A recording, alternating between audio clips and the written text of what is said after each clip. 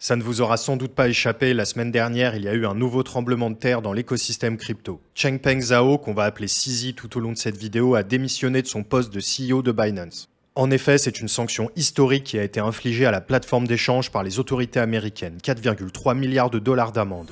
Mais pas si vite, on va profiter de cette vidéo pour parler un peu de CZ, l'ex-PDG de Binance qui aura réussi à changer à jamais la face de l'écosystème crypto. Et on fera aussi un petit tour d'horizon de ce qu'il s'est passé et les conséquences que ça pourrait avoir. C'est parti.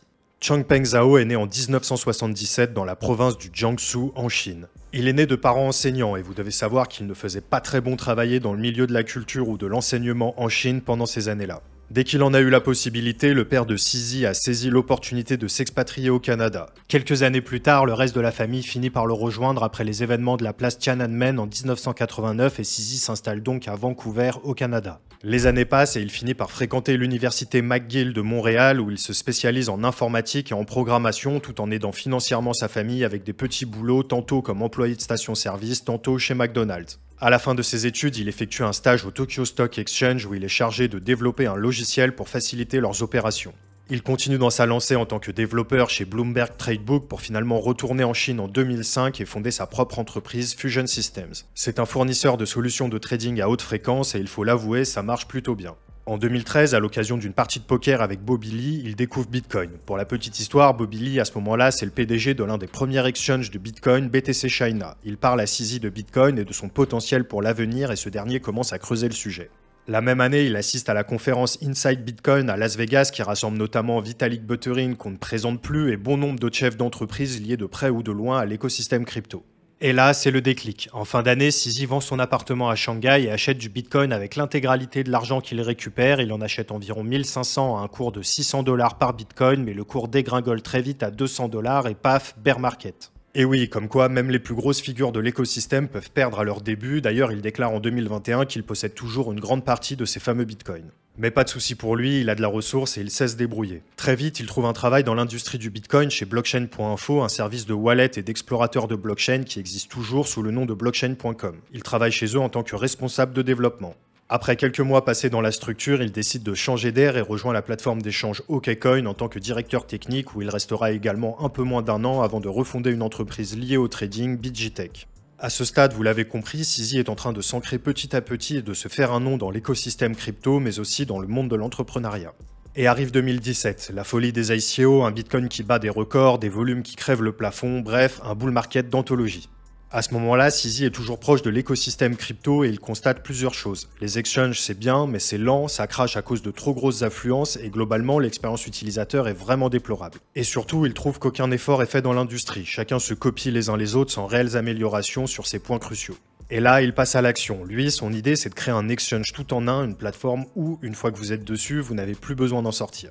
En juillet, Binance est lancé à Hong Kong. D'ailleurs, pourquoi avoir choisi le nom Binance? C'est un mélange entre binary, un clin d'œil au code binaire, le langage des ordinateurs, et finance. Au début, c'est plutôt simple. Binance fonctionne comme un broker traditionnel. Ils mettent en relation des acheteurs et des vendeurs et prennent des frais sur chaque transaction.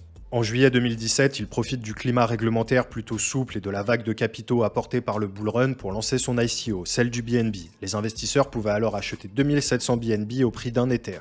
À son terme, il récolte près de 15 millions de dollars et ni une ni deux, il lance Binance. Et là, fort de son expérience passée, que ce soit dans les logiciels de trading ou bien dans les sociétés crypto qu'il a pu intégrer, avec un timing qui était vraiment bon, autant vous dire que tous les ingrédients étaient réunis pour que la mayonnaise prenne, et pas qu'un peu. Quelques mois à peine passent et Binance se hisse déjà dans le top des exchanges, l'ascension est rapide, un peu trop même, et ça leur causera de gros soucis au niveau réglementaire par la suite. L'un des premiers gros challenges que CZ doit surmonter avec Binance est l'interdiction des ICO par le gouvernement chinois. En septembre 2017, alors que Binance n'a que quelques mois et déjà 4 ICO à leur actif sur leur plateforme, la nouvelle tombe. Les ICO sont considérés comme des fraudes en Chine et les investisseurs doivent être remboursés. À ce moment-là, la plateforme opérait à Hong Kong, mais c'est du pareil au même puisque bon nombre des clients de Binance provenaient de Chine intérieure. Pour Binance, c'est un coup de massue parce qu'il faut bien se dire que les startups derrière les 4 ICO en question n'avaient pas du tout la trésorerie pour rembourser les investisseurs. En effet, il manquait près de 6 millions de dollars pour dédommager tout le monde. Face à ça, CZ se positionne en sauveur de l'écosystème et va prendre une décision qui sera évidemment saluée par tout le monde, combler les trous avec les fonds de la société. Dans le même temps, Binance déménage et s'installe au Japon. La régulation en Chine est tout simplement trop compliquée à gérer. Et d'ailleurs, ils ne vont pas y rester longtemps puisqu'ils vont s'installer ensuite à Malte, à Singapour et dans d'autres endroits aux 4 coins du monde. Mais chaque fois, la régulation va les rattraper et leur mettre des bâtons dans les roues. En 2019, CZ annonce la nouvelle. Binance va opérer sans quartier général. Et ce n'est pas les seules embûches que la plateforme va rencontrer au cours de son histoire. Dans cette même année 2019, c'est plus de 40 millions de dollars en Bitcoin qui sont dérobés suite à un piratage. CZ réagira rapidement et l'exchange couvrira les pertes en toute transparence. Évidemment, ces soucis n'arrêteront pas Binance qui va multiplier les opérations pour attirer toujours plus de clients. Frais de trading ultra compétitifs, launchpad, carte bancaire, avantages en tout genre, rien ne semble pouvoir stopper la plateforme numéro 1 de l'écosystème. Et quand je dis numéro 1, ce n'est vraiment pas un euphémisme. Binance traite plus de volume de transactions que ses 5 plus gros concurrents réunis. C'est littéralement le mastodonte du secteur. Bref, depuis le début, Binance va se construire autour des visions novatrices de CZ, que ce soit au niveau de son management très horizontal ou bien au niveau de ses convictions concernant les cryptos et la blockchain. Pour lui, tout ce qu'il construit participe indubitablement à l'avenir technologique de la finance et des paiements. Il met aussi un énorme point d'honneur à la démocratisation, que ce soit par l'éducation ou bien par la simplification de tout ce qui touche de près ou de loin aux cryptos. On l'a dit, Binance est une sorte d'outil tout en un où vous pouvez tout faire. C'est un écosystème à part entière et la Binance Smart Chain en est un très bon exemple. À partir de 2020, il commence à travailler sur son propre projet de blockchain avec le BNB en guise de token principal. Là, c'est encore un coup de génie au niveau du timing, puisque le lancement profitera largement des frais devenus extrêmement élevés sur le réseau Ethereum qui se retrouve complètement congestionné en période de forte activité. Ça aura le mérite d'apporter le monde de la finance décentralisée directement à la porte des petits portefeuilles qui ne peuvent pas profiter convenablement de la DeFi sur Ethereum. Il ne faut pas se leurrer non plus, bien que CZ paraisse toujours comme un homme simple qui se ramène en short et en tongs aux événements importants, le département marketing de Binance ne lésine pas sur le bling bling. En 2017, ils ont même organisé un giveaway où ils faisaient gagner une Lamborghini, rien que ça. En tout cas, le marketing semble avoir marché. En 2023, Binance c'est plus de 90 millions d'utilisateurs à travers le monde avec pour 2021 plus de 20 milliards de dollars de revenus pour près d'1 milliard de dollars de bénéfices nets. Et pour CZ, ça marche plutôt fort. Il est passé de simple développeur à multimilliardaire en seulement quelques années. Et le moins que l'on puisse dire, c'est qu'il a eu le nez fin au niveau du timing. Il a fait les bonnes choses au bon moment. Dites-vous bien qu'aujourd'hui, malgré le fait que le bear market soit passé par là, CZ reste classé 67e du Bloomberg Billionaire Index. Et encore, ce classement ne se base que sur ce que l'on connaît publiquement de sa fortune. Mais voilà, on dirait que rien n'est éternel. Vous l'avez sans doute vu passer, CZ se voit dans l'obligation de démissionner de son poste de CEO chez Binance. Et ça, suite à une enquête du Department of Justice américain qui date en réalité de 2018. On l'a dit en début de vidéo, Binance se retrouve à devoir verser une amende de 4,3 milliards de dollars et va également devoir quitter les États-Unis. En prime, Binance devra pendant 5 ans minimum se soumettre à une surveillance et une transparence totale de ses activités et traquer rétroactivement les transactions illicites qui auraient eu lieu sur leur plateforme, en plus de totalement coopérer avec les autorités américaines. Comprenez bien une chose, c'est qu'ici on parle d'un renoncement de Binance à la pleine possession de l'entreprise. Chaque opération, chaque transaction, tout sera scruté de A à Z par les autorités américaines pendant ces 5 années minimum. Les raisons de tout ça? Entre autres, conspiration, conduite d'une entreprise de transfert d'argent sans autorisation, non-respect des exigences contre le blanchiment d'argent, facilitation des transactions illicites, bref, une liste bien fleurie. Mais ce n'est pas tout, car CZ va plaider coupable et va devoir lui-même payer une amende de 50 millions de dollars, dire adieu à son rôle au sein de l'exchange et renoncer à toute place chez Binance pendant minimum 3 ans. Pour la petite anecdote, 3 jours plus tôt, CZ disait ceci à propos du départ de Sam Altman, le fondateur d'OpenAI, notamment derrière ChatGPT. Savoir quand abandonner le contrôle d'une entreprise que vous avez fondée est l'une des décisions les plus délicates. Ceci dit, c'est Richard Teng qui prendra la place de CZ. Vous vous demandez sans doute qui c'est un Singapourien qui a travaillé notamment pour le gendarme monétaire de Singapour ainsi qu'en tant que chef de la réglementation pour la bourse de la Cité-État. Bref, ce n'est pas n'importe qui et avec lui on risque de voir rapidement Binance rentrer dans le rang. Coïncidence ou pas, celui-ci est également membre du World Economic Forum de Klaus Schwab, souvent pointé du doigt dans l'écosystème pour diverses raisons d'influence, de transparence et de corruption.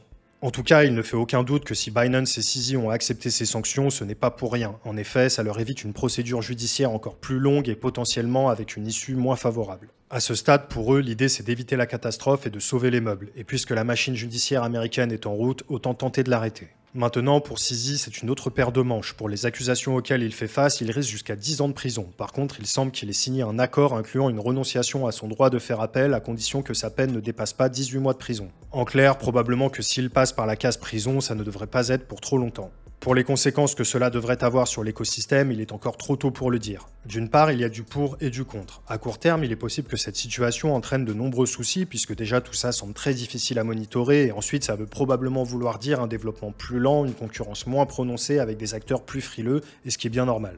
À long terme, par contre, on pourra avoir un développement plus conventionnel de l'écosystème crypto qui pourra effacer petit à petit cette image de Far West qu'il a auprès des régulateurs et du grand public. Pourquoi pas ? D'autre part, ça pourrait constituer un véritable coup de pied dans la fourmilière du game des exchanges et il se peut que les dommages collatéraux soient nombreux et même que certains ne soient pas encore envisagés.